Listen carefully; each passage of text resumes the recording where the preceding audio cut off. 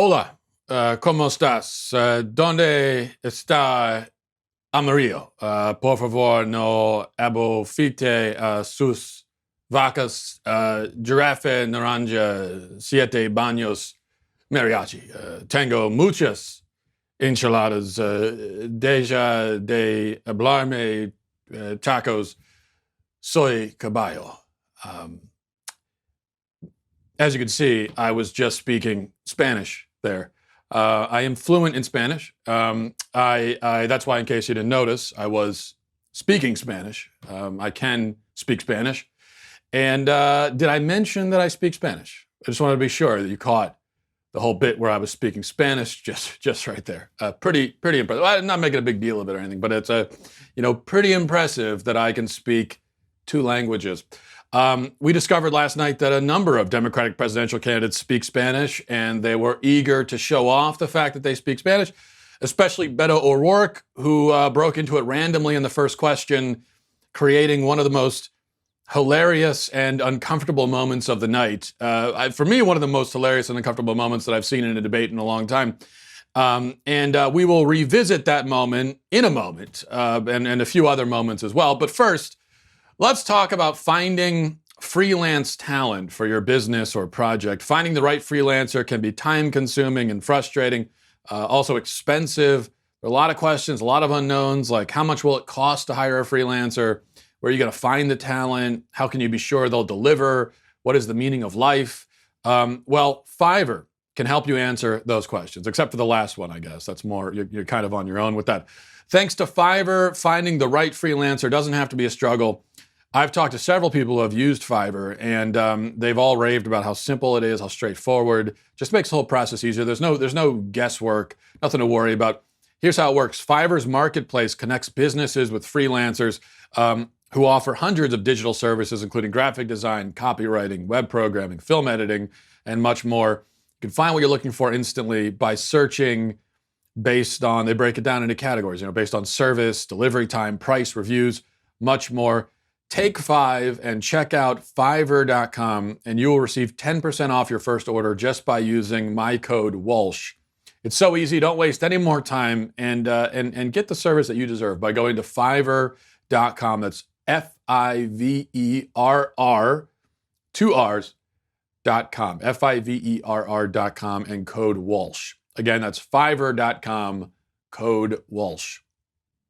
All right. So let's talk about the Democratic debate. For some reason, we're going to talk about it. These debates, of course, don't really matter that much because nothing matters anymore in general.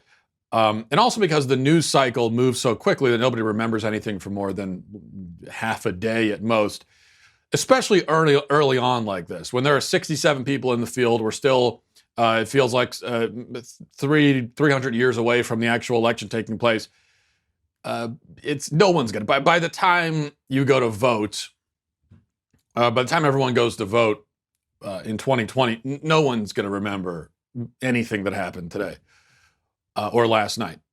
But mainly the issue is simply that we live in a culture where everyone has the memory of fruit flies. So do you remember even what was the big story, the big news story we were all talking about 2 weeks ago or last week? I don't remember. And I was on this show talking, whatever it was, I have no idea. I get, people sometimes they'll discover the show, they'll go back and they'll watch some old ones and catch up, and they'll send me emails about some of the older shows. And when I say older shows, I mean sometimes like shows that I did 3 days ago. And I appreciate that they're doing that and they're sending emails, but they're responding to discussions we had and I have no memory of. Like, what, we talked about that, really? So I get to relive it, which is kind of exciting. And that's how it is for everyone. Everything evaporates from our mind. It's replaced by new information. We're consuming so much information. There's so much going on that we have to shove out the old information and replace it with new every day. And there's this recharging process that takes place where we remember nothing at the end. And then you add in the fact that 99% of what you hear at a debate is pre-planned, canned, staged, phony, speaking in sound bites. Nobody's even attempting to offer anything that approaches or resembles an authentic human thought or opinion. There are very few actual back and forths going on. The one thing that rarely happens at a modern debate is debate. You'll see a little bit of that. There'll be a few moments where the people start breaking into actual debate, where they're actually like arguing with each other and making points back and forth to each other. But then what always happens is the moderator steps in and says, hey, we're not going to have any of that debating at this debate, okay? Or follow the rules. Now let's return to my boring and irrelevant questions. And that's what we do. We move back to the Q&A thing, and then each candidate gets a chance to speak in talking points again. An actual debate would be something like, okay, here's the topic. Here are a few points or things to grapple with. Go ahead, have at it. And then the candidates talk to each other. That's what a real debate would be. People like to mention what's considered one of the great American political debates of all time, the Lincoln-Douglas debate of 1858. And those, of course, were not televised because most families back then didn't have TVs. That's a little historical nugget for you. But you can go and you can read the transcripts, the back and forth that took place at this debate. And it's considered a great debate for a reason, because it's an actual debate. The two men are going back and forth, making long, sort of eloquent, in-depth points to each other. And that just doesn't happen anymore. With that said, now that I've explained why it doesn't matter and it's totally pointless, we're going to take a look at some of the memorable moments. Memorable moments, by that I mean moments that you'll remember until dinner time and then forget. So let's do that. We begin with Robert Francis O'Rourke, otherwise known by his stage name Beto, who was once considered a star in the Democratic Party, and now he's just kind of this sad and boring little guy who does stuff like this to get attention. Watch this. Congressman O'Rourke, what we've just been discussing and talking about is how much fundamental change to the economy is desirable and how much is actually doable. In that vein, some Democrats want a marginal individual tax rate of 70% on the very highest earners, those making more than $10 million a year. Would you support that? And if not, what would your top individual rate be? This economy has got to work for everyone. And right now we know that it isn't. And it's going to take all of us coming together to make sure that it does. Necesitamos incluir cada persona en el éxito de esta economía. Pero si queremos hacer eso, necesitamos incluir cada persona en nuestra democracia. Cada votante necesitamos la representación y cada voz necesitamos escuchar. Okay, now, of course, NBC offers subtitles for Spanish speakers, so that stunt was just that. It was a stunt. And it made even less sense when you consider that he didn't continue it constantly throughout the entire debate. Now, when he did that with his first answer. And when he did that, I thought, is he going to do this for every question? But you kind of have to do it. If you're going to do it once, then don't you have to do it for every question? It doesn't make any sense to only do it once or twice. So, but that's what ended up, he did it only a couple of times, which makes it even more bizarre. So, for instance, Beto he gave his answer on climate change, where he explained, like all the others did, that we're all going to drown and die anytime now. But he didn't give that in Spanish. He only gave it in English. So what, does he not care if Hispanic people drown when the polar ice caps melt? Is that what he's trying to say? He's basically saying to the Spanish speakers, hey, you guys don't need to hear this part, all right? I mean, the rest of us, we got to build an ark here because it's going to be flooding. Now, you guys don't need to hear this. Don't worry about it. Don't worry. Doesn't concern you. See, that's what, if you're pretending that you have to speak in Spanish also so that they understand what you're saying, then you have to stick with it. You can't only do it once. That's the problem. I think the most telling part, and then there was Cory Booker and Julian Castro. They also broke into Spanish at a couple different points. And Booker was asked about it after the debate on NBC. Asked, how he felt about O'Rourke speaking Spanish, and then Booker said, "Hey, well, he threw down the gauntlet, and me and Castro, we knew that we had to bring it also." So what he's admitting is that he's admitting that it was a stunt. He was admitting that it was just a dumb competition. There was nothing sincere about it. He was using the Spanish language as a stunt. He admitted that. which I don't know, if I was a Spanish speaker, I would not appreciate that. Now, I think the most telling part of the debate happened maybe about midway through.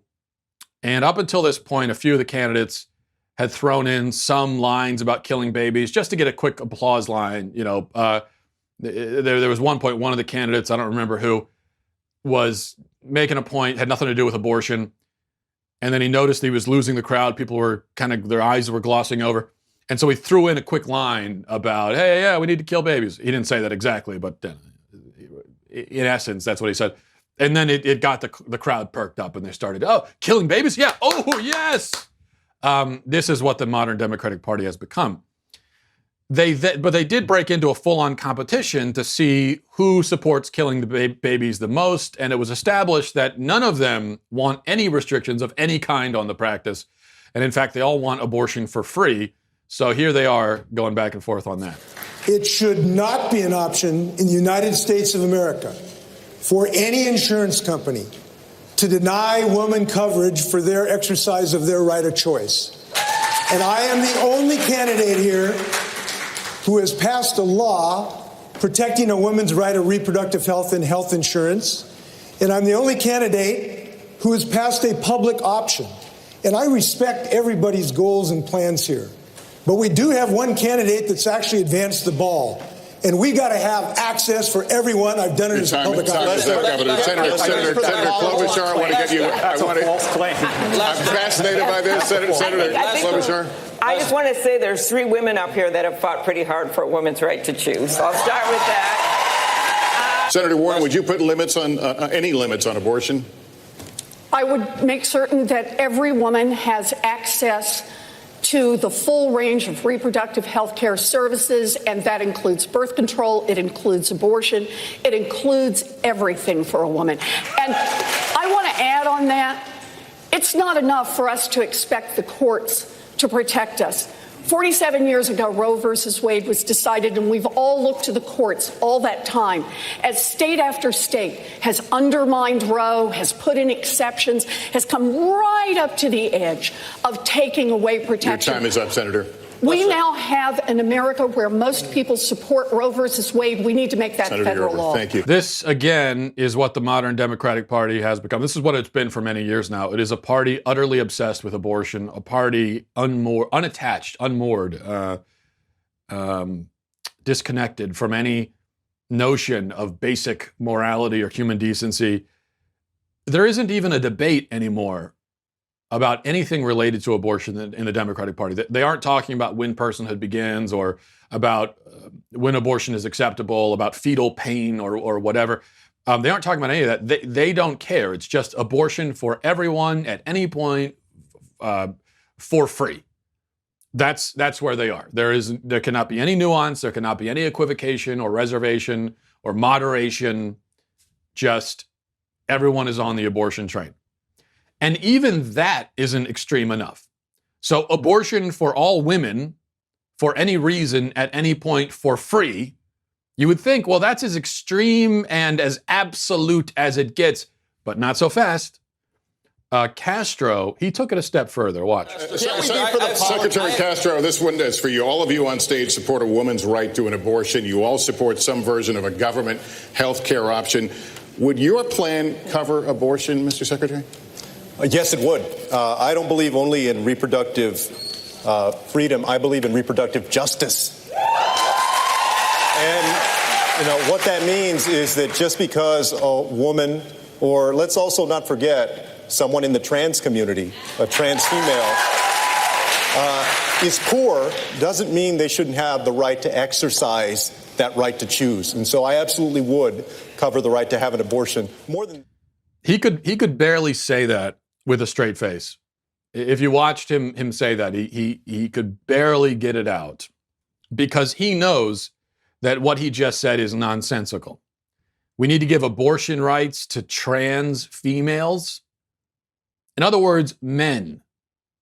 Okay, a trans woman is a man, a biological man. And this grown adult, this somehow successful and prominent, relatively speaking, political figure just claimed on national TV that biological men can get pregnant. And he, of course, knows this is nonsense. He doesn't actually think that. There's a reason why, if you go back to the 2008 Democratic presidential debate, or any debate before that, none of these people were talking about trans and men getting pregnant. Nobody was talking about that. Nobody was, because it wasn't a question then. Now they're talking about it, even though they've all lived. If you're looking at a Democratic presidential candidate who's pretending to take this trans stuff seriously, pretending to actually believe that a biological man can be a woman and even get pregnant, well, these are grown adults. Most of them are much older, so they have lived, most of them, 40 or 50 years, never talking about this, never bringing it up. And then all of a sudden, in the last few years, it's, oh yeah, no, I believe this all along. I believed all along that biological sex is basically a myth.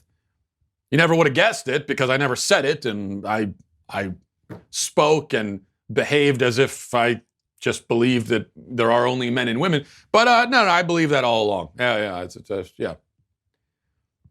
Now, this is just craven opportunism. Castro saying something that he knows is scientifically illiterate, insane, absurd. But he's saying it anyway, and it's an applause line for Democrats. Now, if we lived in a sane country, then Castro's political career would be over after he just stood on national TV and claimed that men can get pregnant. It would be over. He would be the laughing stock of the country, and that would be it for him.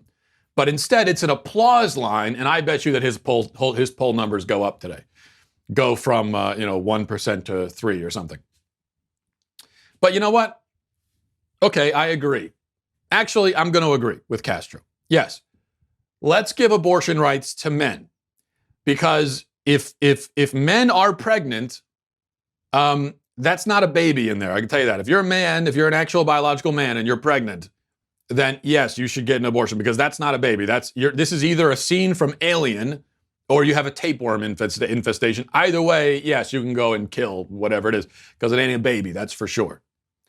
Or if we're talking about abortion rights for men, if you mean by that men should have a say in the fate of their children, then I agree with that also.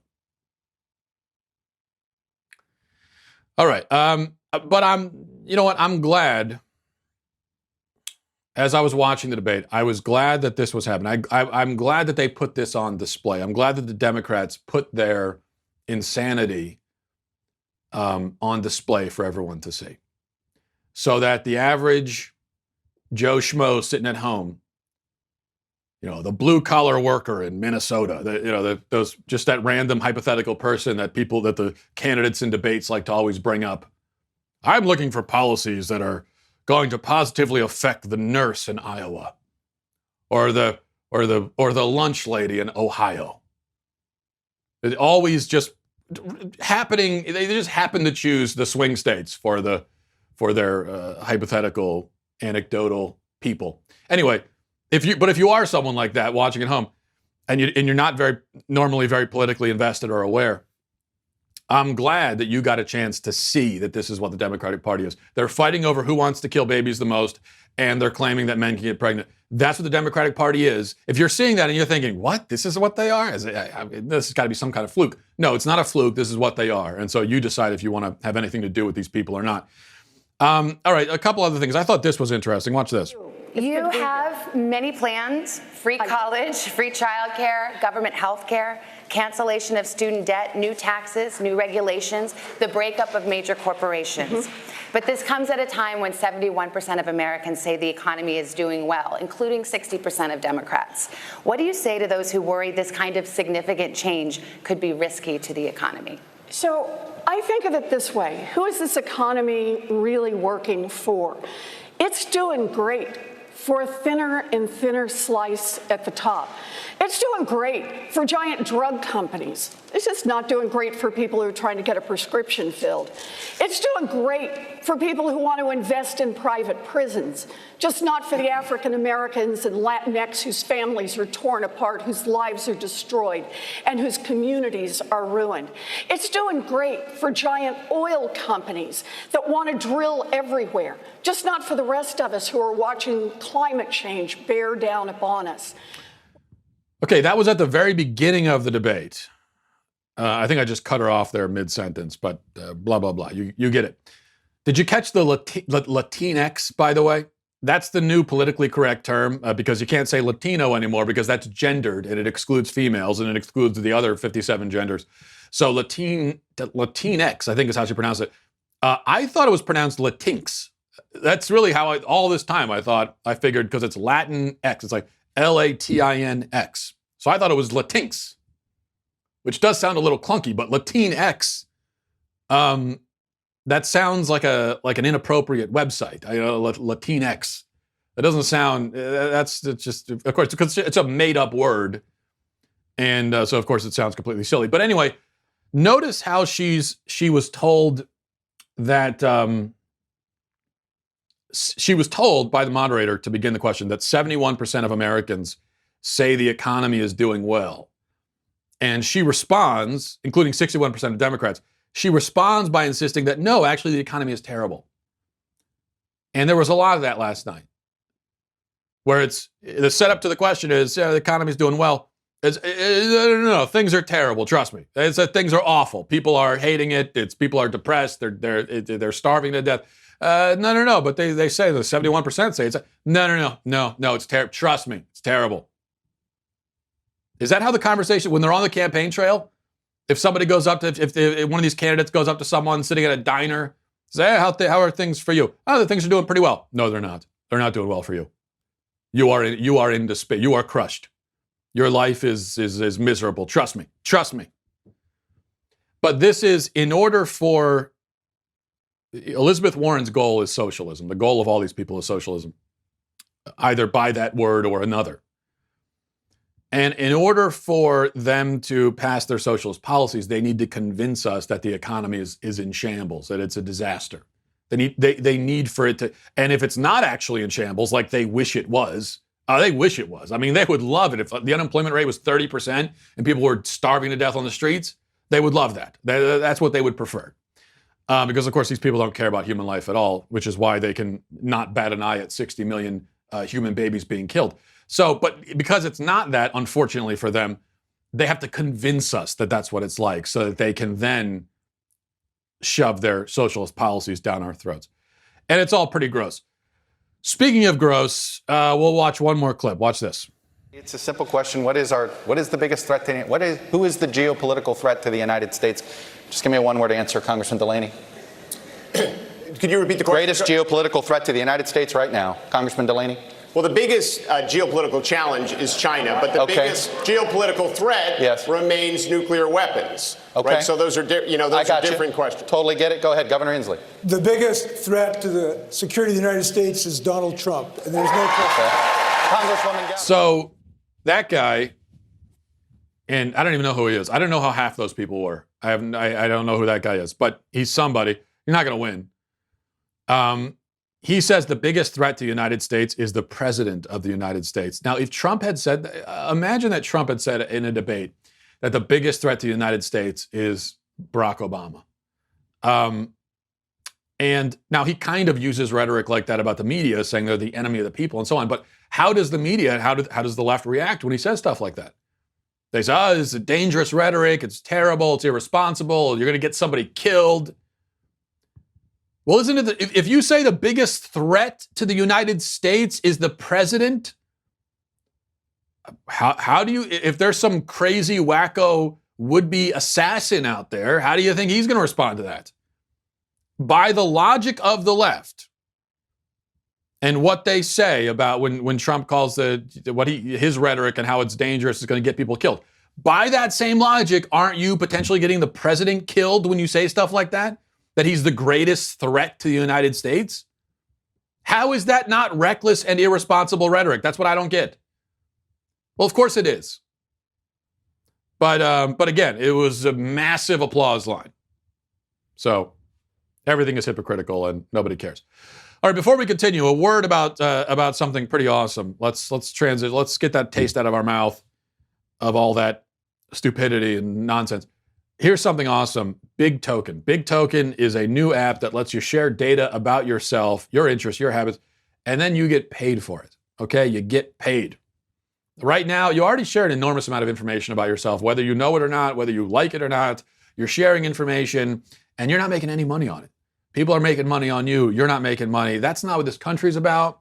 That's not what living in free market capitalism is about. And as long as we live in a free market, which who knows, that might be only for another 2 years, then you should be able to make the money off of your own information. And that's where Big Token comes in.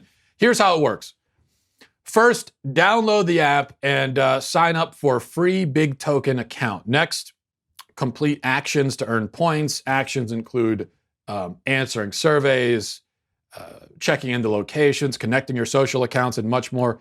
Then you can redeem your points for rewards such as cash and gift cards, or you could donate your earnings to charity. If you're a very generous person, then you can do that.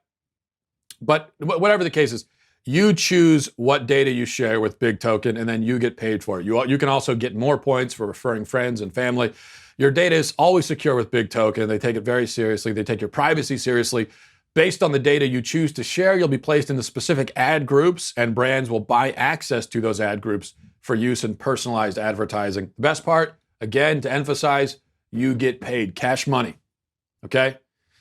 If you want to start earning money for your data, go to the App Store or Google Play. You could search for Big Token, BIGTOKEN. That's one word. Download the app and sign up. Make sure to use my referral code, which is Matt Walsh. Again, search Big Token in the App Store or Google Play. Download the app. I've done it. It's very easy to do. It doesn't take long. And then you're up and running. And also use my referral code, Matt Walsh, to sign up. Claim your data and get paid. All right. I want to revisit something from yesterday because this came up in the debate a lot, and people are still talking about it. And I think there's a more complete story that needs to be told. A more complete story that when I discussed this issue yesterday, I didn't know the full story yet. I hadn't read it. Now I do. So I want to go back to this. As we talked about yesterday, there's that gut-wrenching photo that really strikes at the heart of the immigration debate in this country. And the photo went viral. It shows a father and his young daughter face down on the shore of the Rio Grande. The girl has her arm around the man's neck, and they're both dead. It's horrible, devastating, heartbreaking, just awful. Now, the left has attempted to use this image to make the case for open borders. And we're told that somehow this is Trump's fault, it's the Republicans' fault, it's the GOP's fault. But the story behind the image, now, even if we didn't know the story behind the image, and at first we didn't, all we knew was that you had these two people, unfortunately, that had died. And even without knowing any of the background, you already know that this isn't the president's fault. The president didn't do this. And if this is illegal immigration we're talking about, again, that's not, now we could talk about who to blame, but there's just no way to put it on the president. Now that we know the full story, though, it emphasizes even more that this has nothing to do with immigration enforcement, or if it does, it's about lax immigration enforcement. And it certainly is not Trump's fault or the fault of the Republican Party or whatever. So the full story, as reported by the Daily Mail and New York Magazine and others, is that Oscar Alberto Martinez Ramirez and his daughter Valeria were swept away while trying to cross the Rio Grande into Texas on Sunday. Now, Oscar had made it across with his daughter, but then he went back to get his wife, and tragically, his daughter was afraid, scared, young girl, I think she's less than 2 years old. She followed her father back into the water and was then taken by the river. He tried to save her, and they both drowned. the Daily Mail describes the circumstances that led to this family attempting to traverse a dangerous river on foot. Now, reading for the Daily Mail now, they say they left El Salvador on April 3rd and spent 2 months in a migrant camp in southern Mexico awaiting news of their asylum request to the U.S. before they decided to take a bus to the border on Sunday to try to speed up their case. When they arrived, the consulate was closed, but they also learned they were far down a list of hundreds of migrants in line for interviews. They decided to make the crossing illegally rather than wait, a decision that led to their deaths. This was not a family turned coldly away at the border as it fled violence and persecution. They weren't turned away at all. They simply grew impatient, waiting for the bureaucratic wheels to turn, which I get it, that I would be impatient too. But this was not being turned away. Indeed, family members confirm that the family was not being persecuted in its home country. This was not really a case of legitimate, these were not refugees, in other words. Reading now again says, Oscar worked at a Papa John's pizza restaurant where he was earning $350 a month. They lived off his wage, limiting themselves to $10 a day because Tania, that's the wife, I believe, had already quit her job as a cashier in a Chinese restaurant to care for Valeria, their only child. They were not fleeing violence, Tania's mother had since said, but were in desperate search of a life where they could earn more. Their plan was to spend a few years in America to save up money and then to return to El Salvador and buy or build their own house. Now, this might explain why their asylum request was taking so long to process. Ramirez and his family were looking for asylum from low-paying fast food jobs, which is not how the asylum program is traditionally meant to be used. The U.S. Citizenship and Immigration Services website defines asylum, and this is what they say asylum is and how it works. Refugee status or asylum may be granted to people who have been persecuted or fear they will be persecuted on account of race, religion, nationality, and or membership in a particular social group or political opinion. We have stretched the concept of persecuted on account of race, religion, or social group into meaninglessness if we include those who are understandably distressed by low wages. This is economic immigration. This is not asylum.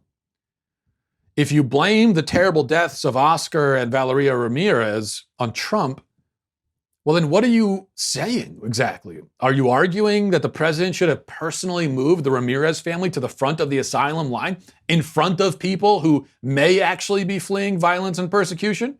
Or else are you saying that the asylum system should be, that there should be a general policy instated that it just grants immediate asylum to everyone who asks for it, no questions asked? Obviously, both of those things are absurd. So if you're not advocating for either of those things, then how could you possibly blame this on Trump? It's not Trump's fault that they were living in poverty in El Salvador. So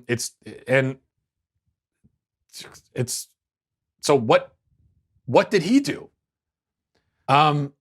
It seems that if you're looking for someone to blame or something to blame, there are two systematic problems we can blame. First, the abuses of the asylum system have been tolerated for so long that people who shouldn't qualify for asylum still expect to receive it. I don't blame Ramirez for seeking asylum. He was doing what he thought he needed to do for his family. I might have done the same thing in his position. But we obviously cannot make somebody a refugee based on the fact that they're getting low wages at Papa John's. By that logic, then there are a lot of refugees who are American citizens who could apply for refugee status because they're working at Papa John's. It doesn't work that way. So requests of that kind should be denied immediately, and loopholes that encourage or allow these sorts of abuses have to be closed. Second, as we talked about yesterday, our border is porous. Everybody knows it. Ramirez knew that if he could just make it across the river, which he almost did, and tragically, he did not ultimately, but he knew that if he could just do that, he'd probably be home free. I think if the word had gotten out to men like Ramirez that his chances of making it across the border were extremely slim and it wasn't going to happen, then perhaps he never would have stepped foot into that river. A fortified and enforced border, it may seem scary and mean to metropolitan liberals, but it would be life-saving for people like Ramirez and people on both sides of the border. If Ramirez knew that he could not get here by erroneously seeking asylum or he could not get here by sneaking across, then he'd be left with two options, and both would have saved his life. One would be to apply for citizenship through the standard channels. Two, stay in El Salvador and try to find other ways to increase your income. Either of those options, and either option is fine. Either of them would have meant that he and his daughter are alive today. And there are a lot of people who have died trying to cross the border and would not have had they never attempted it. And we could encourage people, or rather discourage them from attempting it, by making it extremely, extremely difficult to do. That is the compassionate choice, I think. All right, mattwalshshow@gmail.com. mattwalshshow@gmail.com is the email address. We'll get to a few emails. Let's see. This is from Tim, says, Matt, thank you for your continued hard work engaging with many of the hard and complex issues we face in society. Yesterday, you made a remarkable point that I feel needs more attention. When introducing the photo of the recent tragedy at the border, you said that it's horrific for anyone to use the photo for any lesser purpose, especially to make a political point. This is so important for us to consider in our culture today. You were then quick to expose the absurdity of Democrats leveraging the lives and deaths of a father and daughter to rally harder against the Trump administration's border policy and practices. While I agree wholeheartedly with this analysis, I think it's vital that you also condemn Trump's statement, in which he likewise uses the tragedy to argue a different point. And now quoting Trump, they want to have open borders, and open borders mean crime, and open borders mean people drowning in rivers. I hate it, and I know that it could stop immediately if the Democrats would change the laws. And then the father, who probably was this wonderful guy with his daughter, things like that wouldn't happen. I realize that keeping up with Trump's tweets / nonsense is impossible, and there are plenty of left-wing media folks trying to do that for any reason. But in this case, it is entirely relevant to your earlier point that no one should try to profit off of the suffering of others by using a photo like that for political gain. This is yet another form of human objectification that our society has completely normalized, and we should condemn all instances of it, regardless of whether we agree with the logic that follows or the ends being sought. Thanks again for the show. Hi, Tim. Well, I mean, I agree with your basic point about not using it, and I agree that it is a form of objectification, of dehumanization. When we look at death, and whether it's people that have died crossing the border or it's a school shooting, when we see these bodies just as tools to be used, then it is very much objectification. We're turning them into objects, and we are not recognizing their humanity anymore. So I agree with that. I don't think that's what Trump was doing, any more than that's what I was doing. What I was doing just now and yesterday on the show, and what Trump was doing, I think, was to clarify, to explain, in the face of lies and distortions, the actual truth. People are blaming those deaths on Trump. Trump is responding to those accusations. He didn't. Now, I know this sounds like a childish sort of, they started it sort of thing. But I guess that is what I'm saying. You know, when Trump isn't the one who dug up this photo and said, hey, see here.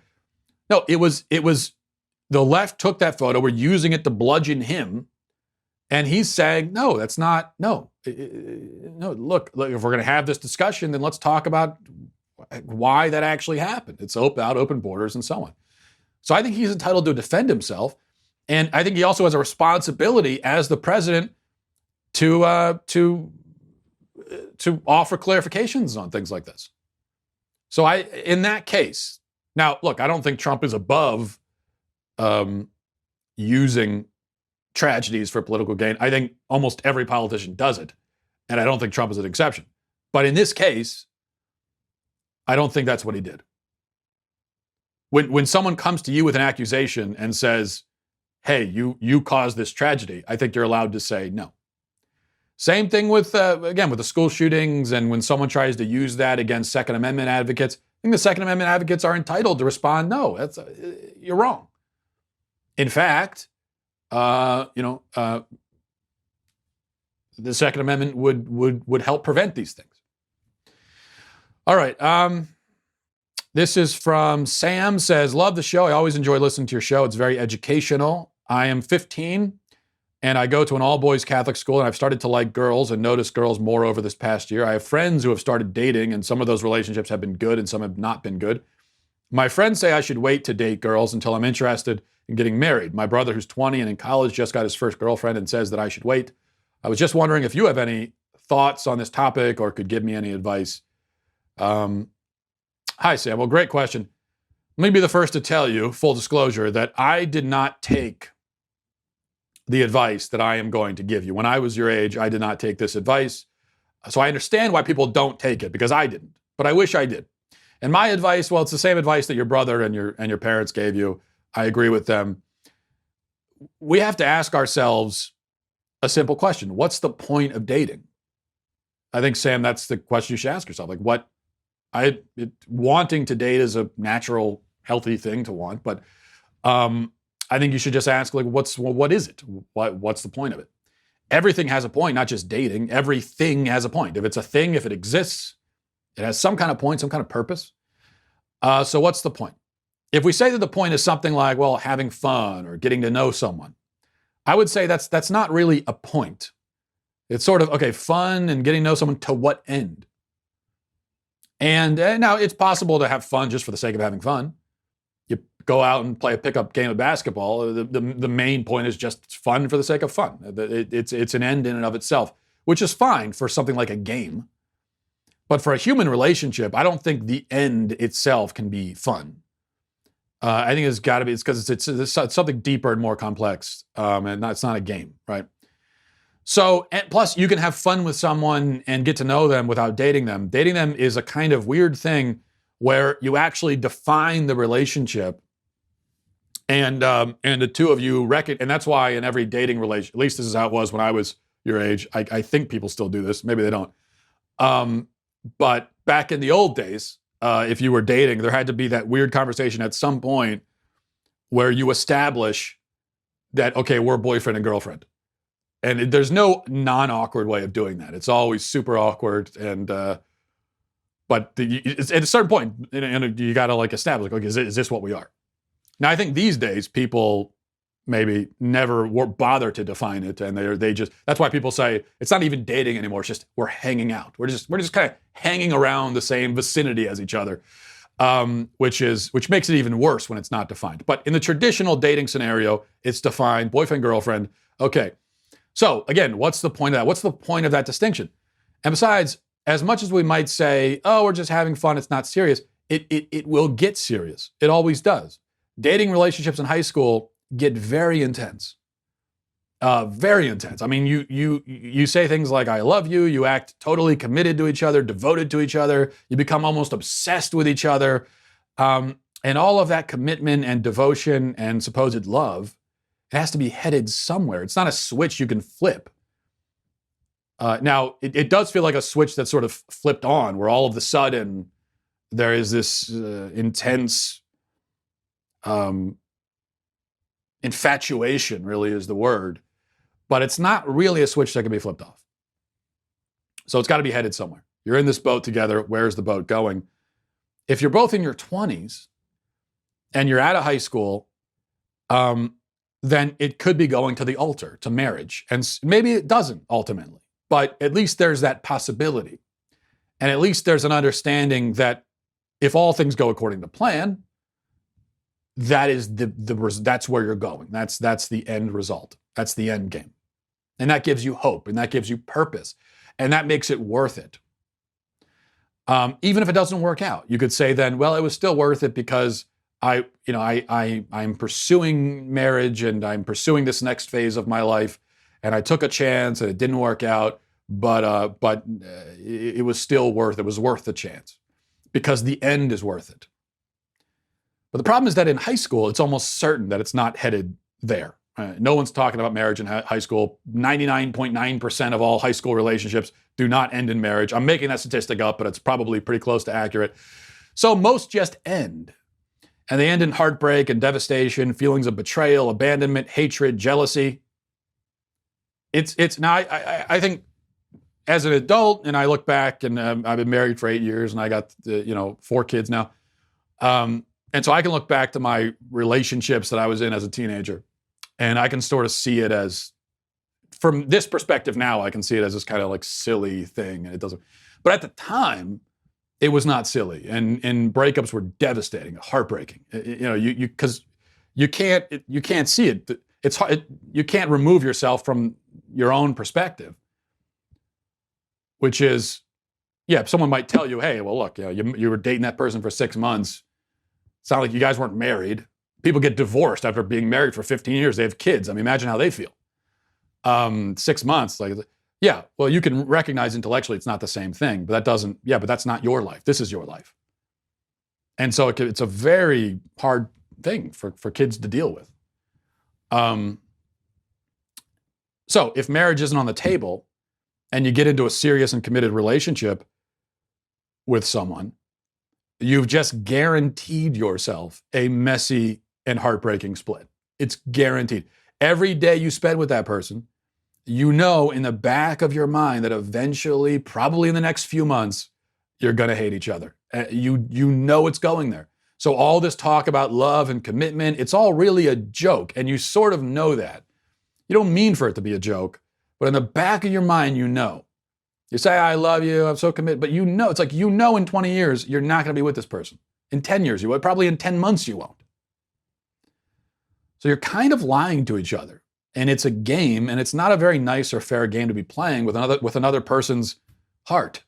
Quit playing games with my heart. That was this is before your time, but very wise words from, I think, the Backstreet Boys. Some people will say that high school relationships teach you things. You learn from them. Yeah, what do you learn though? You learn how to break up. You learn how to hate someone you used to claim to love. You learn how to say things you don't mean to people that you pretend to care about. You learn a lot of lessons that really aren't handy in a marriage. You learn how to be in a failed relationship. You learn how to get divorced, basically. It's divorce practice. It's not marriage practice. There really isn't anything like marriage practice. Marriage is one of those things where, you learn how to do it when you're in it. You learn more, just like with a job, right? I mean, you could train for your job, you'll learn more in the first day of your job than you could possibly learn in 10 years of reading books about it. And you'll learn more in your first day of marriage than you could have ever learned through any dating relationship.